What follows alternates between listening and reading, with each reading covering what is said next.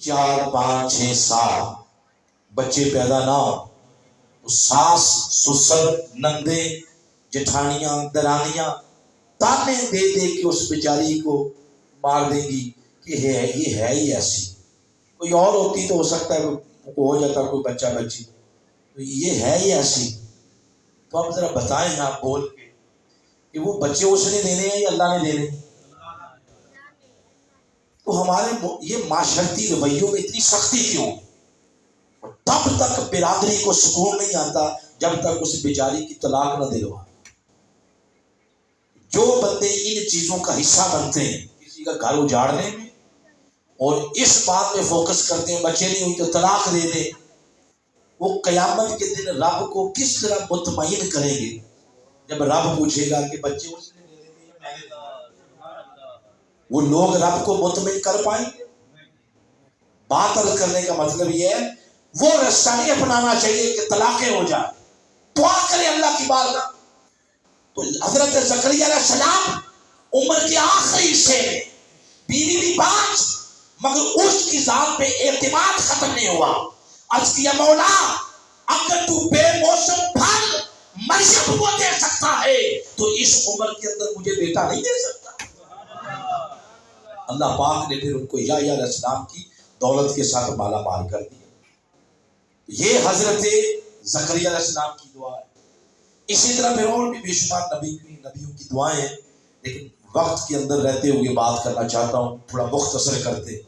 اب آئیں میں آپ کو سناتا ہوں حضور کی دعا، بلکہ ایک دعا اس سے پہلے اور سن لیں. ابراہیم علیہ السلام کی دعا. یہ دعا نہیں ہے، یہ دعائیں ہیں. ابراہیم علیہ السلام کی تو قرآن میں دعائیں ہی دعائیں. سب سے بڑی دعا یہ تھی ربنا وابعث فیہم رسولا، کہ مولا اپنے محبوب نبی محمد کا میلاد میری نسل کے اندر کا، یعنی ان کی ولادت میری نسل میں. تو حضور اسلام کے تولد کی، ولادت کی، میلاد کی دعا اپنی ذریت میں مانگی. میلاد کی دعا حضرت ابراہیم علیہ السلام. پھر اس کے بعد یہ بھی انہی کی دعا ہے رب اجعلنی مقیم الصلاۃ، یہ بھی انہی کی دعا ہے. ربنا اغفر لی والوالدی وللمؤمنین، اپنی بخشش کی دعا، والدین کی بخشش کی دعا، اور مومنین جو گزر گئے ان کی دعا، وہ جو قیامت آئیں گے ان کی بخشش کی دعا کرنا، یہ بھی ابراہیم علیہ السلام نے سکھایا. ابراہیم علیہ السلام دعا کر رہے ہیں اور اللہ نے دعا کو قرآن کی زینت بنا دیا. بخشش اور مغفرت کی دعا کرنا ہم بھی کرتے ہیں. ہم نے ان دعاؤں کا نام رکھ دیا ہے کہ ختم کل ہو گیا، ختم چلم ہو گیا، یہ ہم نے نام رکھے ہیں. بیسک تو مطلب یہی ہے کہ کیا کرنی ہے، دعا کرنی ہے. اگلے دن یہ ایسی کہیں بات ہو رہی تو کسی نے کہا یہ کہیں نہیں ہے قرآن پاک میں ختم لکھے ہوئے. میں نے کہا جس طرح آپ کہہ رہے ہیں نا ختم قرآن میں نہیں لکھا ہوا، اس طرح قرآن میں شادی بھی کوئی نہیں لکھی.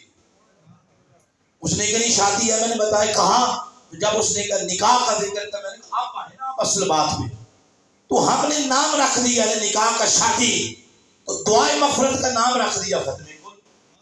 نام رکھنے میں کیا ہے؟ ویسے ایک بات بتاؤں آپ کو، بولیں دھیرے سے بتاتے ہیں، کسی کو بتانی نہیں. آپ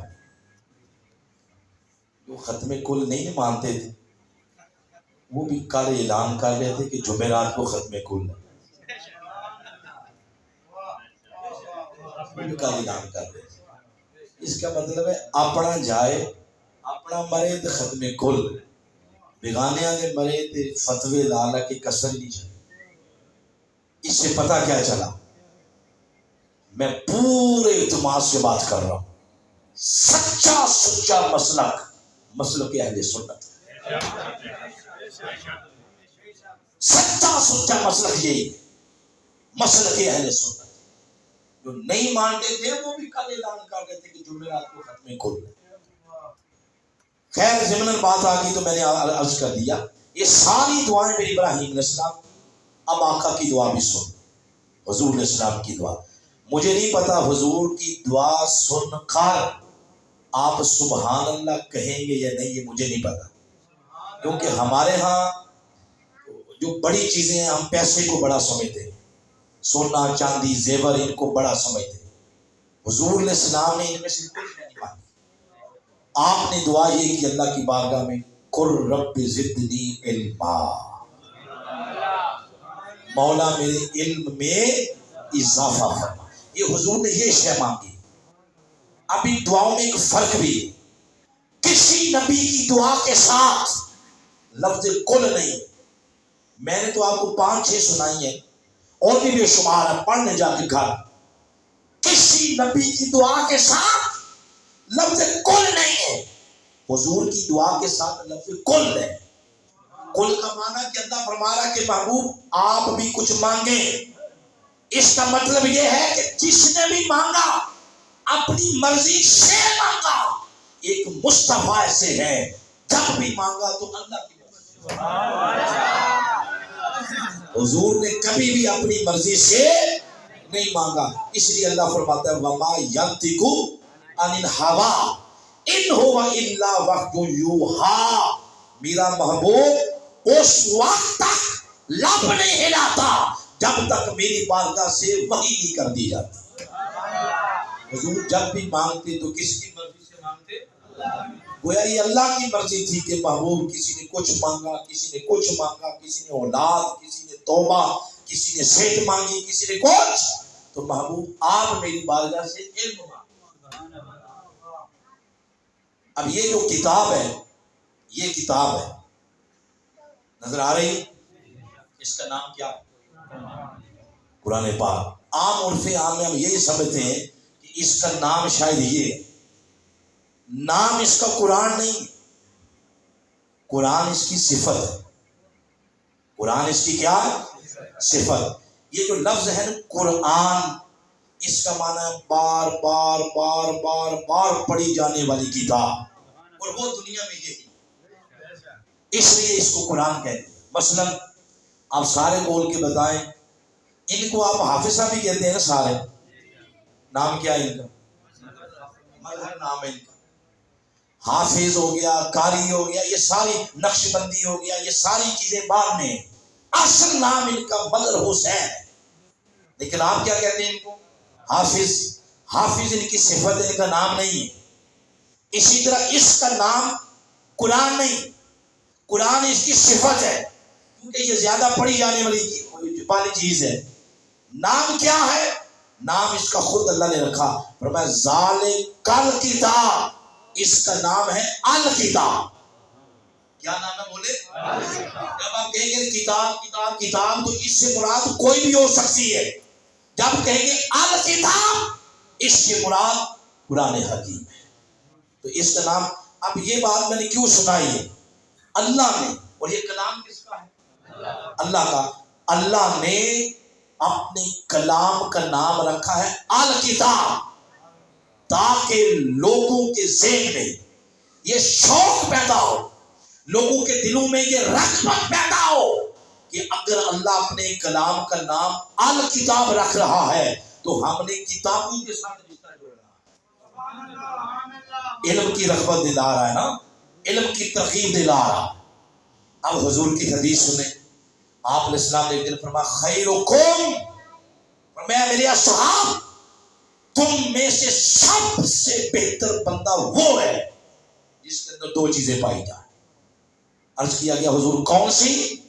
फरमाया पहली बात मन तअल्लमल कुरान, जिसने कुरान का इल्म हासिल किया। दूसरा फरमाया वो अल्लमाहु, आके कुरान पढ़ाया। पहला फरमाया पढ़ा, दूसरा क्या फरमाया? पढ़ाया। फरमाया जिसमें ये दो खूबियां पाई जाती हैं सबसे वो बेहतर है। एक और बड़ी अहम बात, जब ये फरमाया इसने कुरान पढ़ा तो इसमें वो सारी चीजें आ गई।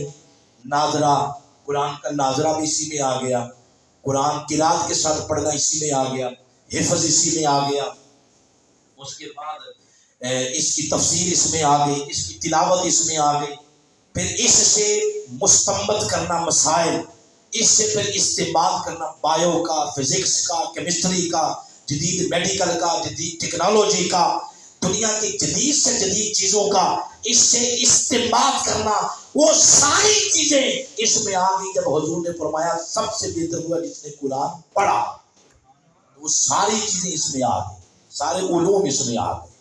فرمایا سب سے بہتر وہ بندہ ہے جس نے قرآن پڑھا اور قرآن پڑھایا۔ اب آئیں اس بندے کا لنک اس پوری گفتگو کے ساتھ کرتے ہیں جس کا میں نے کہا کہ سرکار غوث پاک کے موضوع پہ گفتگو کرنی۔ یہ جو حضور نے فرمایا سب سے بہتر وہ ہے جس کے اندر یہ دو خوبیاں پائی جائیں۔ خدا کی عزت کی قسم، سرکار غوث پاک کی زندگی کا مطالعہ کر لیں۔ آپ کی زندگی گزر ہوئی ہے 80 سال سے زائد، کسی نے لکھا 88 سال، کسی نے لکھا 91 سال، جتنی بھی آپ کی عمر ہے آپ کی ساری زندگی کا مطالعہ کریں تو غوث پاک کی ساری زندگی اس حدیث پاک کا مصداق نظر آتی ہے۔ کیسے؟ ان کی آدھی زندگی ماں کی گود سے لے کر 40 سال تک آدھی زندگی علم حاصل کرتے گزر گئی اور اگلی آدھی زندگی امت کو علم پڑھاتے گزر گئی۔ یعنی یہ جو حضور فرما رہے ہیں سب سے بہتر وہ ہے، تو اس حدیث مبارکہ کا مصداق نظر آتے ہیں سرکار غوث پاک عبد القادر جیلانی رضی اللہ تعالیٰ۔ ہمارے ہاں بچوں کی ایجوکیشن کا سلسلہ اس وقت شروع ہوتا ہے جب بچے پلے گروپ اور نرسری میں پڑھتے ہیں، تو ہم کہتے ہیں یہ سلسلہ شروع ہو گیا۔ مگر سرکار غوث پاک کے بارے میں آتا ہے جب آپ پیدا ہوئے تو جو ان کی ماں اور ان کے باپ کے پاس علم، زہد، ورع، تقویٰ، اخلاص، للہیت، جو چیزیں ان والدین کے اندر تھیں، جب سرکار غوث پاک پیدا ہوئے موروثی طریقے کے مطابق وہ ساری چیزیں جو والدین کے اندر تھی اللہ پاک نے سرکار غوث پاک کے اندر منتقل کر دی۔ ابتدائی تعلیم آپ نے جیلان میں حاصل کی۔ جیلان آپ کا جو آپ کا اپنا علاقہ ہے، وہ تعلیم حاصل کرنے کے بعد چلانے کی غرض سے آپ جنگل جا رہے تھے، رستے میں ایک بیل جو آپ کے قریب ساتھ ساتھ چل رہا تھا، اس نے انسانی آواز میں سرکار غوث پاک کو کہا کہ عبد القادر، مال مویشی چرانے کے لیے اللہ نے تمہیں پیدا نہیں کیا۔ اتنا کہا۔ اس کا مطلب یہ تھا کہ جس معاشرے میں آپ کو بھیجا گیا ہے یہاں جہالت کی وجہ سے سارے مال مویشی بن گئے، لوگوں کی رہنمائی کرو۔ اب گھر آئے، امی جان سے کہا کہ میں جانا چاہتا ہوں بغداد اعلیٰ تعلیم کے لیے۔ اس وقت اعلیٰ تعلیم کا گڑھ تھا پلا یہ جو بغداد، حتیٰ کہ غیر مسلم بھی آتے تھے مسلمانوں کے پاس پڑھنے کے، یہ گھر تھا ہر علم کا۔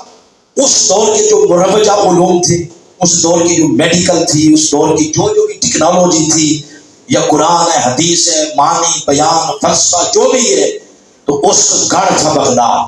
آپ نے اجازت مانگی، ماں نے پتہ کیا کہا؟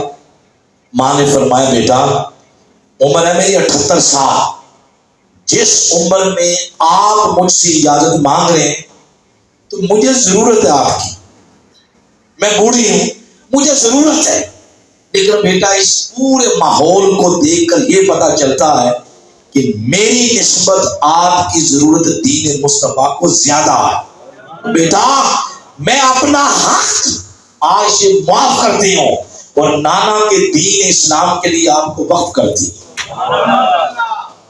پھر جب گھر سے نکلے تو ماں نے پھر ایک اور جملہ بولا، اب یہ جن کی اولادیں ہیں وہ یہ سمجھیں گے۔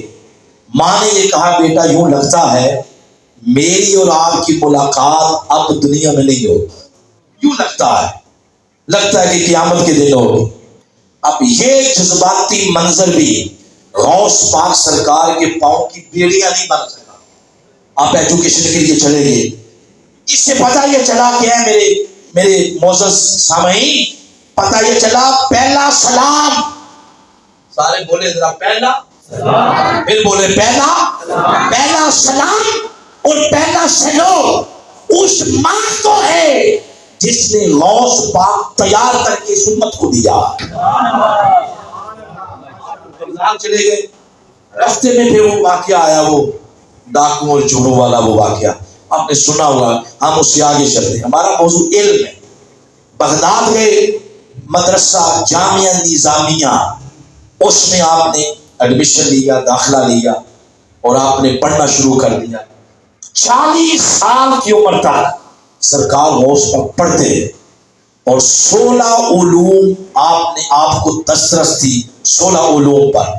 ان میں تفسیر ہے، قرآن یعنی حدیث ہے، فقہ ہے، اصول فقہ ہے، علم الادب ہے، علم المنطق ہے، فلسفہ ہے، معنی ہے، بیان ہے، علم الفلک ہے، علم الاخلاق ہے، تصوف ہے، علم التوحید ہے، علم المناظر ہے، نحو ہے، صرف ہے، قراءت ہے، یعنی 16 علوم پر سرکار غوث پاک کو دسترس حاصل تھی۔ پھر 40 سال تک پڑھا اور اس دوران پہ بڑے بڑے واقعات آئے۔ ان واقعات میں سے ایک واقعہ یہ بھی ہے کہ کئی روز ایسے بھی آتے کہ پاکٹ منی ختم ہو جاتی، پیسے جیب خرچ ختم ہو جاتا اور کئی دن بھوکے رہتے تھے، مگر ایجوکیشن نہیں چھوڑی۔ ہمارے یہاں تھوڑے سے حالات بدلے تو ہم بچوں کو ایجوکیشن چھڑا دیتے، حالات ٹھیک نہیں، وہ بھی چھڑانا ہے تو باقی عیاشیاں ختم کریں نا، ایجوکیشن تو نہ چھوڑیں۔ آپ موبائل کم کر دیں، سال مہینے میں 4 جوڑے کو سلواتے ہیں تو ایک کر لیں، 3 ٹائم کھانا کھاتے ہیں تو 2 ٹائم کر لیں، اور عیاشیاں کم کریں، لیکن بچوں کو پڑھانا نہ چھوڑائیں۔ پڑھانا چھوڑائیں گے تو پھر کیا کریں گے؟ ساری زندگی جائز رہیں گی۔ پھر آپ نے نہیں کوئی زمین کا ٹکڑا بھیج کے یونان بھیج دیں گے، امریکہ بھیج دیں گے، ادھر جا کے انہیں کون سا پرائم منسٹر لگنا ہے، ادھر بھی جا کے انہوں نے محنت مزدوری کر دی، کیا کرنا انہوں نے؟ ساری زندگی بیچارے اس لطف سے محروم رہیں گے جو ایک اچھا انسان جس لطف کو انجوائے کرتا ہے۔ پڑھائیں بچوں کو تو سرکار ہو، اگر کوئی ایسے حالات آ جائے تو باقی عیاشیاں ختم کریں، لیکن بچوں کی ایجوکیشن پہ آنچ نہ آنے۔ غوث پاک ایسے دل میں آئے کہ جیب سے خرچ ختم ہو گیا۔ ایک دن آپ بازار جا رہے تھے اور 2-4 ٹائم کھانا نہیں کھایا، ایک بندہ کھانا کھا رہا ہے، آپ نے جو ہی اس کی طرف دیکھا تو اس نے دعوت دی، اس نے کہا کھانا کھانا ہے تو آپ بھی آ جائیں، وہ آپ بیٹھ گئے۔ جو ہی شروع کیا تو اس نے ساتھ ہی پوچھ لیا، اچھا جوان آپ کہاں سے ہیں اور نام کیا آپ کا؟ تو آپ نے فرمایا نام ہے میرا عبد القادر اور میں جیلان سے۔ وہی اس نے یہ 2 چیزیں سنی کہ عبد القادر ہے اور جیلان سے ہے، اس نے فوراً ہاتھ روک لی اور ہاتھ روک کے کہتا کہ عبد القادر جیلان سے، مہینہ ہو گیا آپ کو ڈھونڈتے ہوئے۔ پوچھا کیوں؟ اس نے کہا میں جیلان سے آیا ہوں تو آپ کی فیملی نے آپ کے لیے جیب خرچ دیا تھا، تو آپ کو میں نے دیکھا ہوا تو نہیں ہے، ڈھونڈتا رہا ہوں، ملے نہیں آپ۔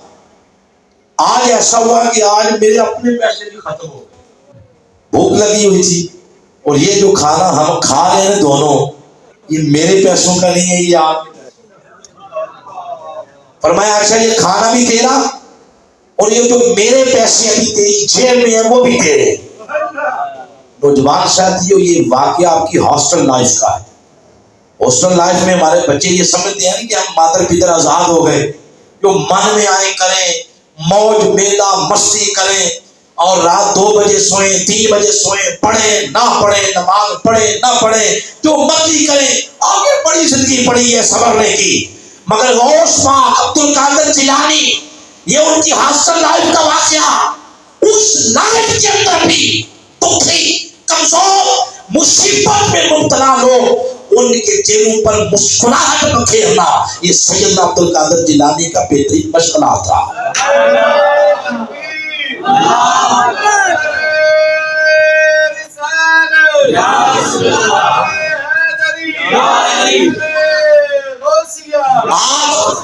کوئی بہت بڑا بندہ اور سرکار غوث پاک پہ بات کرتا ہے، اس کا ذرا جوانی والا پیریڈ دیکھ، اس نے جوانی کیسے گزاری، ٹلے مارتے ہوئے، اور آج بولنا کیا آ گیا کہ غوث پاک کے اوپر تان و تشریح کرتے۔